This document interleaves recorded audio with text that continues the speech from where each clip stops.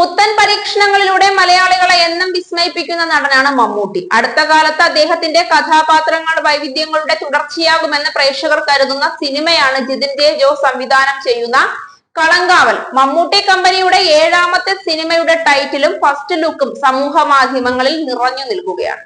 കളങ്കാവൽ എന്ന പേരും മമ്മൂട്ടിയുടെ നെവർ സീൻ ബിഫോർ എന്ന ഭാവവും പോസ്റ്ററിൽ വിനായകന്റെ പേര് മമ്മൂട്ടിക്ക് മുന്നേ നൽകിയതും ഉൾപ്പെടെ സിനിമ ഇപ്പോൾ സമൂഹ മാധ്യമങ്ങളിൽ ചർച്ചകളിൽ നിറഞ്ഞു നിൽക്കുകയാണ്. കുറുപ്പ് എന്ന സിനിമയുടെ എഴുത്തുകാരൻ ജിതിൻ കെ ജോസ് ആദ്യമായി സംവിധായകന്റെ തൊപ്പി അണിയുന്ന സിനിമയാണ് കളങ്കാവൽ. സിനിമയുടെ പേര് മുതൽ മമ്മൂട്ടിയുടെയും വിനായകന്റെയും കഥാപാത്രങ്ങളും വരെ വൻ ചർച്ച ചെയ്യപ്പെടുന്ന ചിത്രത്തിന്റെ സെക്കൻഡ് ലുക്ക് പോസ്റ്റർ അണിയറ പ്രവർത്തകർ ഇന്ന് പുറത്തുവിട്ടു.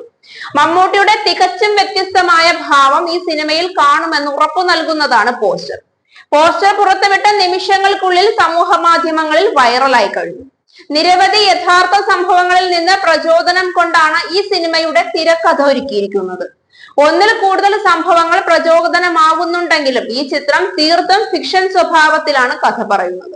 മമ്മൂക്കയുടേത് എന്നതുപോലെ വിനായകൻ ചേട്ടനും ഇതിനു മുന്നേ ചെയ്തിട്ടില്ലാത്ത തരത്തിലുള്ള കഥാപാത്രമാണ് അവതരിപ്പിക്കുന്നത്. ഈ കഥാപാത്രത്തിനായി അത്യാവശ്യം ഇൻവോൾവ് ചെയ്താണ് അവതരിപ്പിച്ചിരിക്കുന്നത്.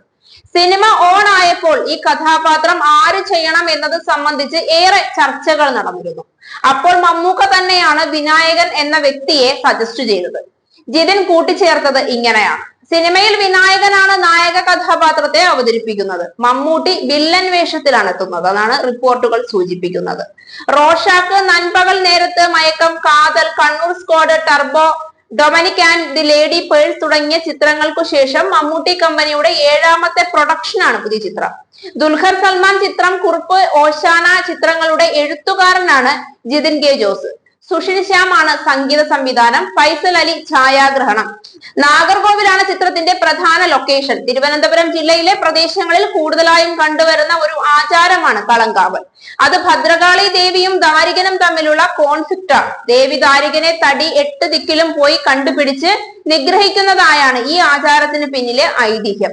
കളങ്കാവൽ എന്ന ആചാരത്തിന്റെ മൊത്തം കൺസെപ്റ്റുമായി നമ്മുടെ സിനിമയുമായി ബന്ധപ്പെട്ട് നിൽക്കുന്നു.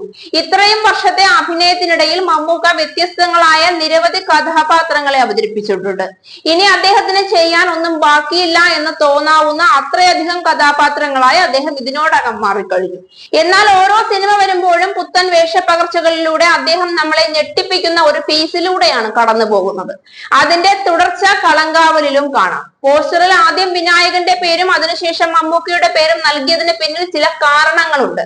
അതെന്തെന്ന് തൽക്കാലം വെളിപ്പെടുത്താൻ അണിയറ പ്രവർത്തകർ തയ്യാറായിട്ടില്ല. മമ്മൂട്ടിയുടേത് എന്നതുപോലെ വിനായകനും ഇതിനു മുന്നേ ചെയ്തിട്ടില്ലാത്ത തരത്തിലുള്ള കഥാപാത്രമാണ് അവതരിപ്പിക്കുന്നത് എന്നാണ് ലഭിക്കുന്ന വിവരം. ഈ കഥാപാത്രത്തിനായി ഇൻവോൾവ് ചെയ്താണ് അവതരിപ്പിക്കുന്നതെന്നും അറിയുന്നു.